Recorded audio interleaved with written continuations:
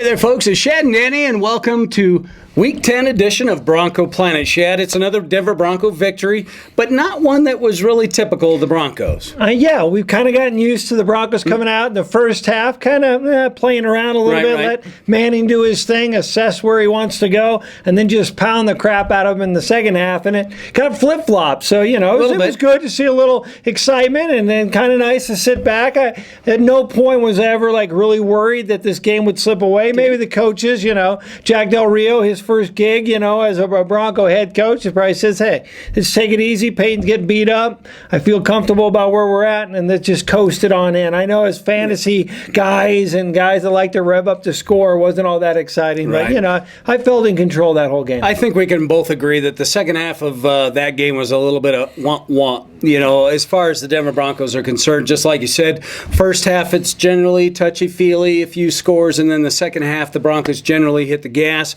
and it's a walk away, but a little bit different, with what the schedule has coming up here with the Chiefs, obviously undefeated coming up next week. You don't want to shoot it all off, I guess, in one weekend.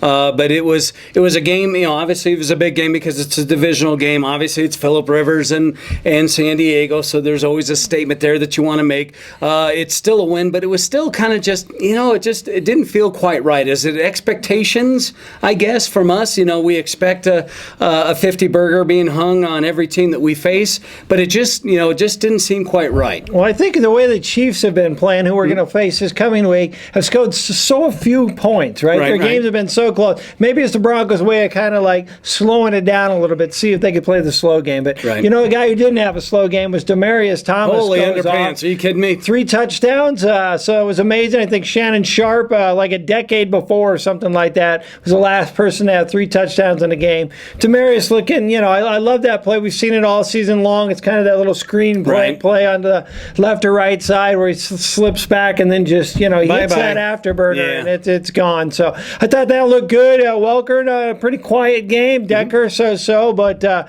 once again, no Sean Moreno playing some tough football. A good job of catching the ball. Thought some pretty impressive runs. Not many, but a few from Monte Ball. Right. And how about pot roast? Oh my God! I was waiting for you to say it too. That guy. Something between Kevin Vickerson, who when he hasn't lost his mind. Yeah, exactly. And that was the point that I was going to make. Kevin Vickerson either is one of two things: either is a great football player, or he loses his mind and does stupid crap. He was the latter. I should say the earlier, in that he actually had a pretty solid game. The defensive front. Altogether, Derek Wolfe gets a sack. Everybody howls. It was a great time. But the defensive front, I thought, actually did pretty good. The concern still seems to be, for me, Shaddy, and you can expand on this a little bit at left tackle. Yeah, well, I think anytime you lose an all-pro guy like we did at the beginning of the season, there's going to be some concerns. And Franklin on the right side, frankly, had a few mess-ups too. And, I don't know. We'll see if the NFL fines the player for coming in for the knees. But at the end of the day, there's going to be pressure, right? If you're a defense, the only way, and we saw some quotes leading into the game, you're going to beat this Bronco team, slow down. It's kind of punch Peyton Manning in the face, put a lot of pressure. He's not a quarterback that's going to do a lot of scrambling around. So if you can just rush up the gut, and trust me, we're going to see a lot of pressure. The Chiefs coming up have more sacks than any other team in the NFL, so that there's going to be a lot of pressure. But, for the most part, Peyton did a great job of hanging in there. Some good timing patterns, and he took his licks, and I loved how he's just so smart all the time. He calls a timeout, then he lays down because he knows if he's hurt, and he didn't call the timeout, then he has to go out of play. And I don't know, he just doesn't want Brock in there ever. He doesn't want Brock in there in practice. It's like one play, no, I'm going to call a timeout. The one thing that we don't ever want to see is Peyton taking his licks. Let's face facts. He's an old man, but he's the best quarterback as an old man in the NFL right now. Statistically and wins losses, you just can't argue with any bit of that. But of course, everybody's been looking forward to the next week's big matchup. The Chiefs, just like you said, they have a very prolific defense. Their offense is still meh, but for you stat guys out there for a couple of factoids. The Chiefs yet have beaten anybody that has a winning record.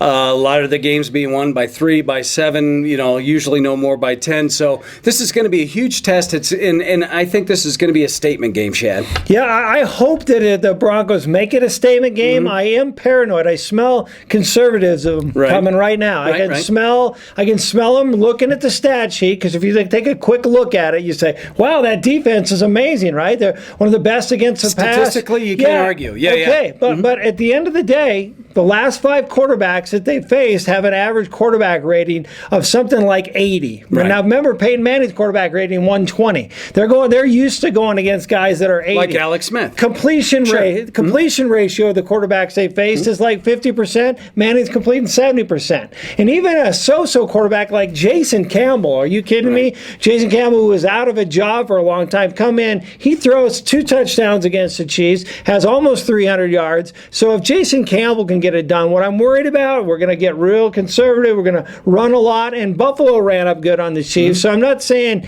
you can't run. I just hope we do what we do best, right? We know we're a passing team. We know we can lead the league if we spread it out, and I don't mind running some, but if we come ultra conservative, do a lot of running, and we just kind of camp out and hang out, then I think bad things can happen. We saw that in the playoffs last year. Don't sit around and wait for something to happen.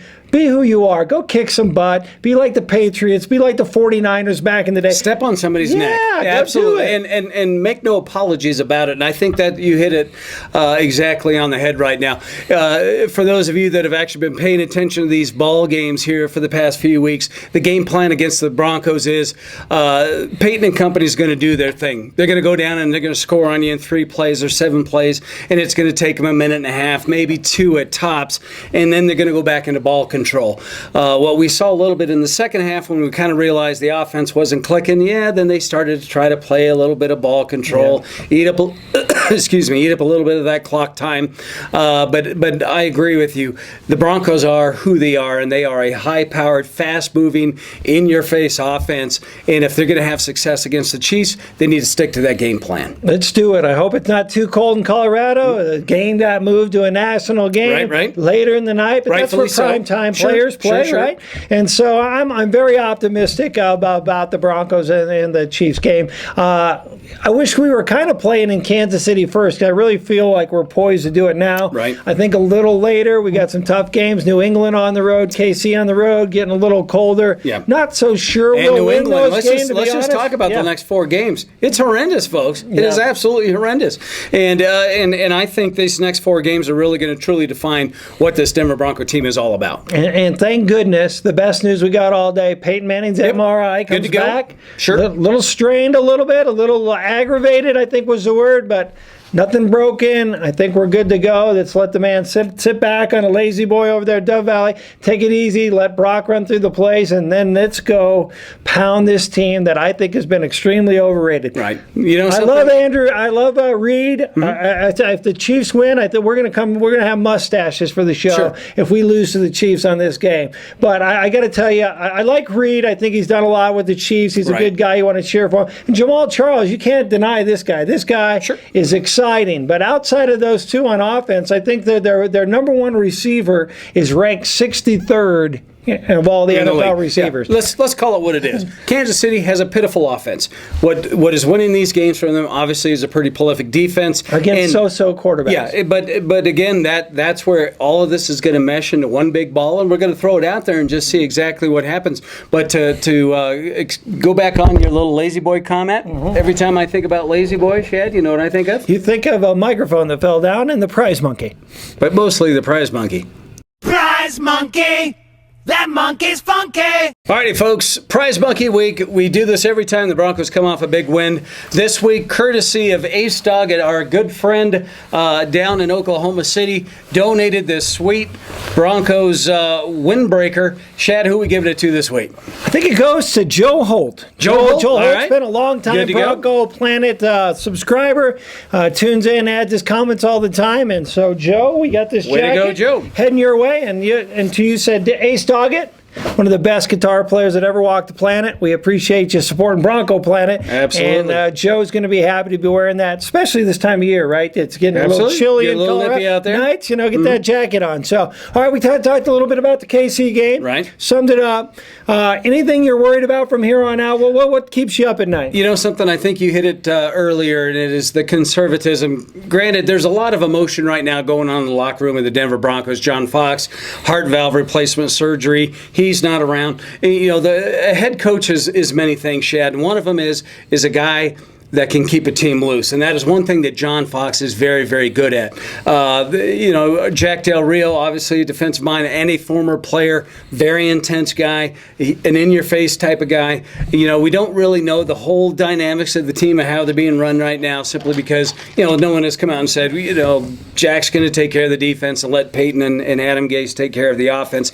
But it's still a team that has a lot of emotion in the locker room right now. We don't know when we're going to see John Fox back, but I think you hit it right on the head, and that is we just got to be who we are. Do it. Yeah, be the ball, baby. Yeah, just absolutely be who we are, and that is a high-powered offense. The defense, this might be something that, when you talk about points being scored on this defense, a lot of it was garbage time. We know that, and it was 80% through the air, a run sprinkled in here and there. So I think this is going to be a tilt. And that has to be a statement. Nobody wants to go into Arrowhead in December, and every freaking year for the past 2 decades, it seems like the Broncos always have to go into Arrowhead in December, and that's a place you don't want to be. But this is a game where you just need to lay your thing down and just let them know that the Broncos are the best team in the AFC, if not the whole NFL. Yeah, and no better place to set that stage than on the national stage, right? So let's do it. I feel very confident about it. And John Fox is texting the players. Sure. They feel good about he's coming back. And at the end of the day, and we posted it the other day on our website, it's not that complicated, right? Our keys to success are simple. Don't run the ball too many times in a row, right? Don't be too conservative. Right. When you're inside your 20, you got to have somebody helping out Clark there. Don't do like we did in Indianapolis and all of a sudden take the best sack rusher and just let him go one-on-one. So protect yourself. Inside the 10, don't ever give the ball to Ronnie Hillman, all right? And They figured that out, by the way. But, yeah, go ahead. Pass it a lot. Keep Vickerson's head in the game so we don't have silly penalties that cost you, and have Trindon Holiday not fumble the ball. Kickoffs and stuff. I think you put all that together, it sounds kind of simple, but let Del Rio focus on defense, add a little input on offense, but not on offense, but more like decisions. Right. Like, hey, should we challenge this, blah, blah, blah. Yeah. Let Adam and Peyton do what they do. Sit back, enjoy this is a great team. And I think there was a great quote that said something like, it's like riding a bike, but it's a damn good bike, right? Exactly. The Broncos got a good bike. Sit back, enjoy the ride. Don't try and change a bunch of things. And mostly, please don't be conservative. If we come back here next week and we're conservative, you're going to have 2 pissed off fellas right here. And nobody wants that. So until next week, folks, thanks for watching. He's Shad. I'm Danny. This is Bronco Planet.